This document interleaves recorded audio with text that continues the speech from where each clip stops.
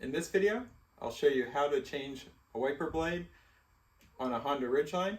All you need is a screwdriver. The procedure is the same for Honda Ridgelines, Passports, Pilots, Odyssey minivans.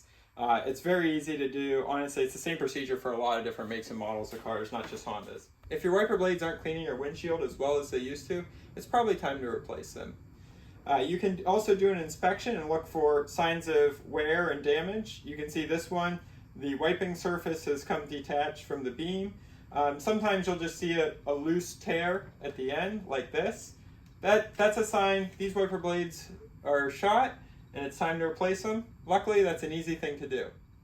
This vehicle takes two different lengths of wiper blades. This one's longer. I'll put a link in the description to the exact wiper blades you need. They're a lot cheaper to buy online at Amazon than they are at an auto parts store or your local garage. To do this, all you need to do is take a flat blade screwdriver, push in back here, pull up.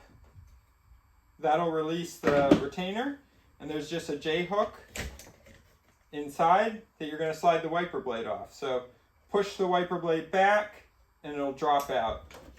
The shorter blade goes on this side. This blade comes with a little cover, plastic cover. I'm going to remove that first. And then again, take the screwdriver, pop it in to open up this little retainer clip. And hook onto the J. Pull the blade in to lock it in place, and then push this little clip down. That's all there is to it. Then just repeat the process on the other side. If you found this video helpful, give me a thumbs up and tell me about the comments. You can also subscribe to my channel for more helpful tips. Thanks.